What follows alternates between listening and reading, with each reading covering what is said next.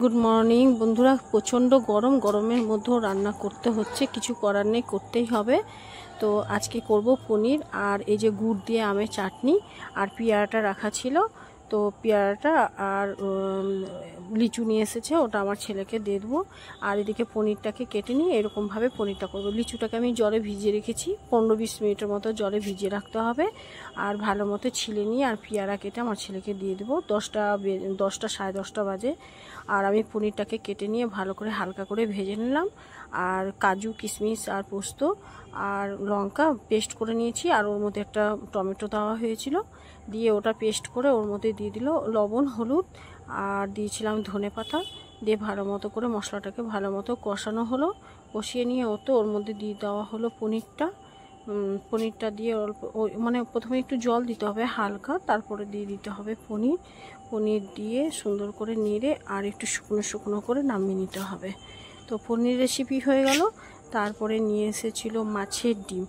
তো পনির রেসিপিটা তো খুব সুন্দর হয়েছিল, এত সুন্দর হয়েছিল না গ্রেভিটা। তারপরে আম কেটেছিলাম, আমগুলো এগুলো হচ্ছে তোমার ফজলি আম হচ্ছে। তো ফজলি আমে বেশি গুড় চিনি বেশি লাগে না, অল্পতেই হয়ে যায়। আর ছিল মাছের ডিম। তো আগে আমি মাছের ডিমটাও করব বলে মাছের ডিমটাও ভালো করে ধুয়ে নিলাম। ধুয়ে নিয়ে ওর মধ্যে অনেকগুলো পেঁয়াজ কেটেছি আর আলু কেটে নিয়ে আলুটাকে ভাপাতে বসিয়ে দিয়েছি। আর এদিকে অনেকগুলো পেঁয়াজ কেটেছি, কিছু পেঁয়াজ যাবে ডিমের রেসিপি মানে ডিমের বড়া করব সেটাতে যাবে কাঁচা লঙ্কা আর পেঁয়াজ, আর কিছু যাবে মশলায় মানে যখন আমি আলু কষবো সেটাতে। আর এই যে পেঁয়াজ আর লঙ্কাটা দিয়ে ডিমটাকে ভালো মতো করে চটকাবো। লবণ হলুদ কিন্তু আমি সব দিয়ে দিয়েছি। আসলে একটা হাতে ক্যামেরা করছি আর এক হাতে কাজ করছি, তো ওই জন্য একটু ক্যামেরাতেও অসুবিধা হচ্ছে। আর ভালো মতো করে চটকে নিয়ে হাত দিয়ে না দিয়ে হাতটাকে ধুয়ে নিলাম, ধুয়ে নিয়ে চামচ দিয়ে একটা একটা করে দিয়েছি। তো এই যে একটার সাথে একটা যে জয়েন্ট লেগে যাচ্ছে সবগুলো খুলে মানে সবগুলো ছুটে যাবে, এটাকে ভালো করে উল্টাতে হবে। আর একটার সাথে একটা জয়েন্ট লেগে গেলে খুন্তি দিয়ে ভালো মতো করে ছুটিয়ে নিয়ে পিস পিস করে নামিয়ে নিতে হবে। কোনোটা বড় কোনোটা ছোট আছে, তো সব খুন্তি দিয়েই ছোট ছোট করে কাটা যায়, আমি তো খুন্তি দিয়েই কেটে নিই, অসুবিধা হয় না।